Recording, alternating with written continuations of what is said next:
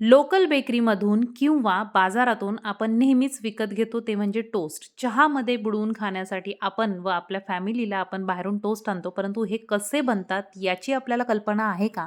तर इथे तुम्ही व्हिडिओमध्ये बघत असाल तर अतिशय खूप विचित्र पद्धतीने टोस्ट बनवण्याचं काम चालू आहे आणि हे पडद्यामागचं सत्य असतं जे आपल्याला कधीही माहिती नसतं. तर अशा प्रकारे हे टोस्ट लोकल बेकरीमध्ये बनवले जातात. मी ब्रँडबद्दल नाही बोलत आहे, परंतु जे लोकल बेकरीज असतात किंवा आपण बाजारामध्ये जे आपल्याला उघड्यावर मिळतात अशा प्रकारचे टोस्ट अशा पद्धतीनं बनले जातात आणि ते आपण घरी घेऊन येतो. मी जर तुम्हाला असं म्हटलं की हेच टोस्ट आपण घरी एकदम हेल्दियर वेने, हायजिनिक पद्धतीने आणि एकदम सोपी पद्धत, सोपे इन्ग्रेडियंट वापरून जर घरात करू शकलो तर इथे हे जे टोस्ट तुम्ही बघत आहात, ते मी रव्यापासून बनवलेले आहेत. 100% रवा यामध्ये ॲड केलेला आहे आणि ही आयडिया मला आली, की आज मी सहज बसल्या-बसल्या म्हटलं चला संध्याकाळची वेळ झालेली आहे आणि चहामध्ये नेहमी आपल्याला बुडवून काहीतरी खायची इच्छा होते. इव्हन आपण बिस्किट खातो किंवा टोस्ट, खारी, बटर या गोष्टी आपण बाजारातून घेऊन चहाबरोबर नेहमी खात असतो. परंतु हे आपण कसं बनतं हे तर तुम्हाला मी दाखवलेलं आहे. तर आज आपण घरच्या घरी रवा टोस्ट कसा बनवायचा हे मी तुमच्यासोबत शेअर करणार आहे. पद्धत एकदम सोपी आहे. इथे मी 250 ग्रॅम एवढा रवा म्हणजे पाव किलो रवा एकदम फाईनवाला जो रवा मिळतो बारीक तो आपल्याला घ्यायचा आहे. नसेल तर मिक्सरमध्ये छान फिरवून घ्या आणि बारीक करून घ्या. आता मी हा मिक्सरमध्येच फिरवलेला आहे. साधारणतः 250 ग्रॅम रव्याला 140 ते 150 ml पाणी लागतं. तर हे पाणी घेऊन आपल्याला याचा घट्टसर असं पीठ मळायचं आहे. घट्टसरच असू द्या. म्हणजे या व्हिडिओमध्ये ज्या टिप्स मी तुम्हाला सांगणार आहे शेवटपर्यंत फॉलो करा. तुमचे जे टोस्ट आहेत तुम्ही एकदा घरी केल्यानंतर तुम्ही बाहेरून आणणार नाही इतके छान होतात.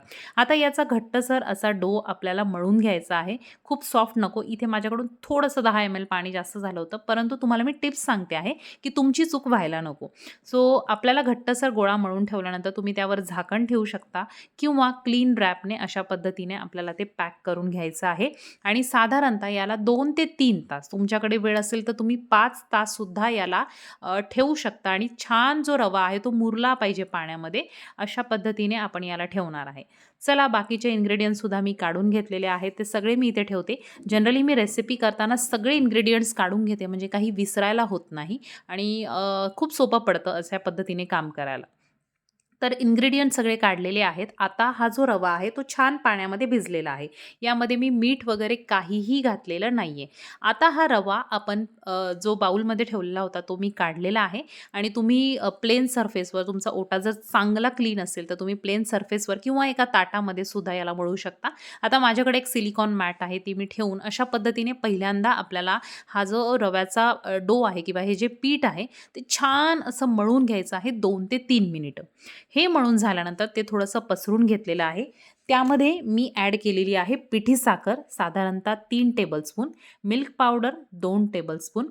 त्यानंतर आपल्याला थोडंसं मीठ ॲड करायचं आहे चवीपुरतं. 1 टीस्पून एवढं इन्स्टंट ईस्ट मी ॲड केलेलं आहे. त्याचा फोटो मी स्क्रीनवर दिलेला आहे आणि त्यानंतर टुटी फ्रुटीज ऑप्शनल आहे. तुम्हाला पाहिजे तर टाकू शकता. इव्हन तुम्हाला आवडत असेल तर तुम्ही वेलची पावडरसुद्धा ॲड करू शकता आणि त्यानंतर आपल्याला ॲड करायचं आहे बटर, मेल्ट करायचं आहे बटर, अमूल बटर किंवा कुठलंही सॉल्टेड बटर तुम्ही वापरू शकता. बटर मेल्ट करून आपल्याला यामध्ये आधी मी 1 टेबलस्पून ॲड केलेलं आहे, त्यानंतर 1 टेबलस्पून ॲड करणार आहे. आता हे पीठ आपल्याला अशा पद्धतीने छान मळून घ्यायचं आहे. लक्षात ठेवा इथे या पिठामध्ये साखर गेल्यामुळे हे पीठ मऊ होतं आणि त्यामुळे आधी जो डो आहे तो मी तुम्हाला घट्टसर करायला लावलेला आहे. माझा थोडासा पातळ झाल्यामुळे माझा इथे डो थोडासा मऊ झाला होता आणि त्यामुळे मला पुन्हा थोडासा त्यामध्ये रवा ॲड करावा लागला. परंतु तुमचं असं होऊ नये म्हणून ही टिप मी तुम्हाला सांगते आहे. तर अशा प्रकारे तुम्ही काय करायचं आहे याचा छान असा डो तयार करायचा आहे. इव्हन जर तुम्हाला रवा ॲड करायचा नसेल तर तुम्ही तिथे थोडासा जर चालत असेल तुम्हाला तर मैदासुद्धा ॲड करू शकता. साधारणतः 1 ते 1.5 टेबलस्पून जर तुम्हाला असं वाटत असेल ते खूप पातळ पीठ झालं आहे तर. तर इथे मी त्याला पुन्हा एकदा आता प्रूफिंगसाठी ठेवणार आहे कारण आपण यामध्ये आता ईस्ट ॲड केलेलं आहे. साधारणतः 1 ते 1.5 तास याला प्रूफिंगला ठेवल्यानंतर याची साईज तुम्ही बघू शकता झालेली आहे डबल. आणि त्यानंतर आता हे जे पीठ आहे ते आपल्याला बाहेर काढून घ्यायचं आहे आणि याला आता फार नीड करायचं नाही आहे. सुरुवातीला आपण पहिल्यांदा रवाचा डो जो होता तो नीड करून घेतला. त्यानंतर आपण सगळे इन्ग्रेडियंट ॲड करून पुन्हा एकदा 4-5 मिनिटं तो नीड केलेला आहे. आता आपल्याला फक्त काय करायचं आहे, त्याला थोडंसं प्रेस करायचं आहे आणि अशा पद्धतीने फ्लॅट करायचं आहे आणि त्याचा एक रोल तयार करायचा आहे. आता इथे मी हा जो टोस्ट आहे तो फर्स्ट टाईम ट्राय केलेला आहे. म्हणजे मी जस्ट एक ट्रायल बेसिसवर करत होते आणि त्यामुळे डूज अँड डोंट्स जे आहेत रेसिपीचे मी सगळे तुम्हाला सांगणार आहे की तुम्ही काय केलं पाहिजे. आता आपल्याला अशा पद्धतीने हे फोल्ड करत जायचं आहे. फोल्ड करताना एक गोष्ट लक्षात ठेवायची आहे. आपण जे फोल्ड करतो ते पूर्णपणे एकदम सील करायचे आहेत चांगले. म्हणजे इथे तुम्ही बघाल तर चिमटी घेऊन आपल्याला ते पीठ जे आहे ते पूर्ण पॅक करायचं आहे. जेणेकरून त्याचा कुठलाच फोल्ड ओपन होणार नाही. कारण बेकिंग करताना माझ्या जो डो आहे त्याचे फोल्ड काही ओपन झाले होते. म्हणून एकदम टाईट असा याचा रोल तयार करा आणि तो पूर्ण बाजूने असा हाताने पिंच करून पूर्णपणे तो स्टिक करून घ्या. तर आता मी याला 15-20 मिनिटं आपल्याला थोडंसं आणखीन राईज व्हायला ठेवायचं आहे आणि 15-20 मिनिटानंतर थोडंसं मी याला ऑइल ब्रश केलेलं आहे आणि 15-20 मिनिटानंतर याची साईज थोडी पुन्हा वाढेल आणि त्यानंतर आपल्याला याला ओव्हन ओटी जी तुमच्याकडे असेल तर 200 डिग्रीवर बेक करायला ठेवायचं आहे, जोपर्यंत याला वरून गोल्डन ब्राऊन कलर येत नाही. तर इथे मी सगळ्यांना ऑइल लावून घेतलेलं आहे. आता मी याला OTGमध्ये बेकिंगला ठेवणार आहे आणि इथे तुम्ही बघू शकता छान असा कलर याला यायला लागलेला आहे. मी तुम्हाला सांगितलं की फोल्ड ओपन होतात, सो इथे तुम्ही बघू शकता. परंतु याने फारसा काही फरक पडत नाही. दिसताना फक्त ते थोडंसं कट झाल्यासारखं दिसतं. अदरवाईज आपण जर घरगुती खाणार असेल तर काही प्रॉब्लेम नाही आहे. तर इथे बघा मस्त असे हे फुललेले आहेत आणि मी एक मोठा आणि 2 छोटे असे बनवलेले आहेत. सो इथे तुम्ही बघू शकता फोल्ड ओपन झालेला आहे. तर अशा प्रकारे आपला इथे तयार झालेला आहे ब्रेड. आत्ताशी याचा ब्रेड तयार झालेला आहे. याला आपल्याला टोस्टमध्ये कन्व्हर्ट करायचं आहे. ही प्रोसिजर थोडी लेंदी आहे पण खूप सॅटिस्फाईंग आहे. म्हणजे टोस्ट तयार झाल्यानंतर तुम्हाला खूप छान वाटेल की आपण घरीसुद्धा एवढे भारी टोस्ट तयार करू शकतो. म्हणजे तुम्ही याचं टेक्स्चर बघाल तर तुमचा विश्वास स्वतःवरच बसणार नाही की हे टोस्ट तुम्ही घरी बनवलेले आहे. तर आता काय केलंय मी याला रात्री बनवलं होतं. रात्रभर त्या ब्रेडला आपल्याला तसंच ठेवायचं आहे आणि दुसऱ्या दिवशी कट करायचं आहे.